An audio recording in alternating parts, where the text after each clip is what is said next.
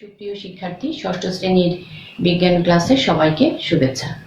আজকে আমি তোমাদের চতুর্থ অধ্যায়ের পাঠ 2, 3, 4 পড়াবো। দেখো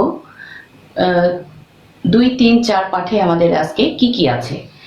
একটি আদর্শ মূলের বিভিন্ন অংশ আছে, মূলের প্রকারভেদ ও কাজ। এই তিনটা জিনিস আজকে আমরা পড়ব। প্রথমত আমরা একটি আদর্শ মূলের বিভিন্ন অংশ পড়ব। একটা আদর্শ মূলে কয়টি অংশ থাকে? আসো আমরা চিত্রের দিকে দেখি। এখানে আমরা 4টা অংশ দেখতে পাচ্ছি। 1 নাম্বার মূলত্র, বর্ধিষ্ণু, মূলরোম এবং 4 নাম্বার হচ্ছে স্থায়ী অঞ্চল। তাহলে মূল একটা আদর্শ মূলের কয়টা অংশ বললাম? 4টা অংশ। মূলত্র অঞ্চল, 2 নাম্বার বর্ধিষ্ণু অঞ্চল, 3 নাম্বার মূলরোম অঞ্চল, 4 নাম্বার স্থায়ী অঞ্চল। তাহলে এই অঞ্চলগুলো গঠন এবং কাজ সম্পর্কে এখন আমরা জানব। দেখো মূলের শেষ প্রান্তে আমরা মূলত্র অঞ্চল দেখতে পাচ্ছি। তাহলে শেষ প্রান্তের অঞ্চলের নাম কি? মূলত্র অঞ্চল। এই অঞ্চলটা উদ্ভিদের একটি গুরুত্বপূর্ণ অঞ্চল এবং এটা দেখতে অনেকটা টুপির মতো। কিসের মতো বললাম? টুপির মতো। এবং এটা কাজ হচ্ছে মূলকে আঘাত থেকে রক্ষা করা। মূলত্র অঞ্চলের ঠিক পেছনের অঞ্চলের নাম হচ্ছে বর্ধিষ্ণু অঞ্চল।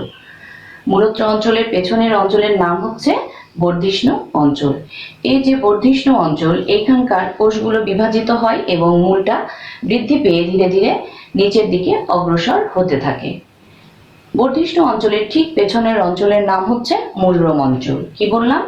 বর্ধিষ্ণু অঞ্চলের পেছনের অংশের নাম হচ্ছে মূলরোম অঞ্চল।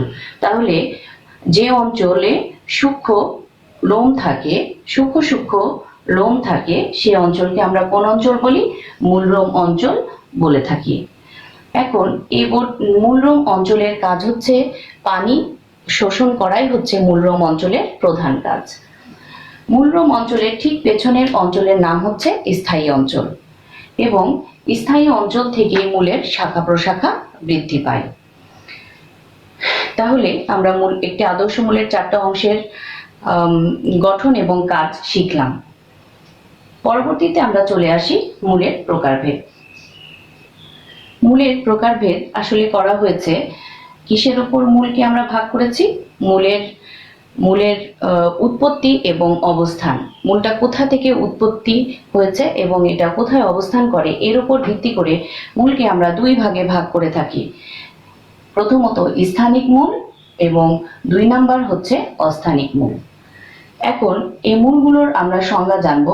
স্থানিক মূল আমরা কাকে বলছি? স্থানিক মূল হচ্ছে যে মূল ভ্রূণমূল থেকে সৃষ্টি হয় এবং মাটির গভীরে গিয়ে, ভ্রূণমূল থেকে সৃষ্টি হয়ে মাটির গভীরে গিয়ে শাখা প্রশাখার উৎপত্তি করে, তাকে আমরা বলি স্থানিক মূল। এখানে পাশে তোমরা চিত্র দেখো। স্থানিক মূলটা ভ্রূণমূল বৃদ্ধি পাবে এবং ধীরে ধীরে এটা মাটির গভীরে যাবে এবং সেইখান থেকে আমরা দেখব যে শাখা প্রশাখা বৃদ্ধি পেয়েছে। তাহলে যে মূলগুলো মাটির গভীরে প্রবেশ করে এবং সেখানে গিয়ে শাখা প্রশাখার সৃষ্টি করে, তাকে আমরা বলি স্থানিক মূল। উদাহরণ হচ্ছে আম, জাম, এরকম আরো উদ্ভিদ আছে, কাঁঠাল, পেয়ারা। অর্থাৎ আমরা দ্বিবীজপত্রী উদ্ভিদের স্থানিক মূল দেখে থাকি। কাদের বললাম? দ্বিবীজপত্রী উদ্ভিদের আমরা স্থানিক মূল দেখে থাকি। এর আগে আমরা যখন এই অধ্যায় শুরু করেছিলাম সপুষ্পক উদ্ভিদের বিভিন্ন অংশ, সেখানে তোমাদেরকে একবীজপত্রী, দ্বিবীজপত্রী আমি পড়িয়েছি। এখন চলে আসো 2 নাম্বার অস্থানিক মূল। অস্থানিক মূলটা আসলে এখানে ভ্রূণমূল নষ্ট হয়ে তৈরি হয় এবং এটা কাণ্ড এবং পাতা অর্থাৎ গাছের অন্যান্য অংশ থেকে অস্থানিক মূলের উৎপত্তি। পাশে আমরা একটা অস্থানিক মূলের ছবি দেখছি। অস্থানিক মূল 2 ধরনের। কয় ধরনের? 2 ধরনের। একটা গুচ্ছমূল আর একটা হচ্ছে অগুচ্ছমূল। কয় ধরনের বলা হলো? অস্থানিক মূল 2 ধরনের। অস্থানিক মূল একটা গুচ্ছমূল, অপরটি হচ্ছে অগুচ্ছমূল। গুচ্ছমূল কাকে বলে? নামটা শুনেই বোঝা যাচ্ছে গুচ্ছমূল মানে এরা কেমন ভাবে উৎপন্ন হবে? গুচ্ছাকারে থাকবে। গুচ্ছমূলগুলো গুচ্ছাকারে থাকে। তাহলে গুচ্ছমূলটা আমরা বলবো কাণ্ডের একবারে শেষ প্রান্ত থেকে বা নিম্নাংশ থেকে যে মূলগুলো কেমন করে বের হবে, গুচ্ছাকারে বের হবে, মূলগুলো গাদাগাদি ভাবে একত্রে থাকবে, এই ধরনের মূলকে আমরা বলবো গুচ্ছমূল।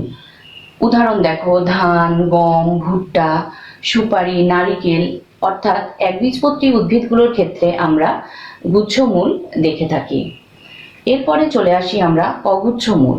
এই মূলগুলো উদ্ভিদের কাণ্ড থেকে উৎপন্ন হয়ে থাকে, যেমন, এবং এরা গাদাগাদি ভাবে এরকম করে গুচ্ছাকারে থাকে না, এরা কাণ্ড থেকে উৎপন্ন হয়। যেমন বটের ঝুরি মূল, বটের কাণ্ড থেকে দেখবা যে লম্বা লম্বা চুলের মতো কিছু মূল বের হয়, সেগুলোকে আমরা ঝুরি মূল বলে থাকি, যেগুলো সরাসরি কাণ্ড থেকে বের হয়ে একদম মাটির সাথে কখনো কখনো লেগে যায়। আবার হচ্ছে কেয়া গাছের ঠেস মূল, এগুলোকে আমরা অগুচ্ছ মূল বলে থাকি। তাহলে মূলের প্রকারভেদটা আমি আরেকবার বলছি। মূল দুই ধরনের, একটা স্থানিক, 2 নাম্বার অস্থানিক। স্থানিক মূল থাকে দ্বিবীজপত্রী উদ্ভিদের, অস্থানিক মূল হয় একবীজপত্রী উদ্ভিদের। অস্থানিক মূল 2 ধরনের, একটা গুচ্ছ মূল আর একটা হচ্ছে অগুচ্ছ মূল। এরপরে আমরা চলে আসি মূলের কাজ। মূল হচ্ছে উদ্ভিদের জীবনের জন্য একটি গুরুত্বপূর্ণ অংশ। মূলের প্রধান কাজ হচ্ছে গাছকে মাটির সাথে শক্তভাবে আঁকড়ে ধরে রাখাই মূলের কাজ। 2 নাম্বার বলছি যে এই যে আমরা মূলরম অঞ্চল পড়লাম একটু আগে, এই মূলরম অঞ্চলের কাজ আমরা বলেছি পানি এবং খনিজ লবণ শোষণ করাই এদের প্রধান কাজ। এখানে মূলের আরেকটা গুরুত্বপূর্ণ কাজ হচ্ছে উদ্ভিদের বিভিন্ন শারীরবৃত্তীয় কাজ করার জন্য পানি শোষণ করাও মূলের কাজ। তাহলে আজকে আমাদের এতটুকুই আলোচনা ছিল। তোমাদেরকে পরবর্তী ক্লাসের আমন্ত্রণ জানিয়ে আমি এখানেই শেষ করছি। তোমরা সবাই ভালো থাকো, সবাইকে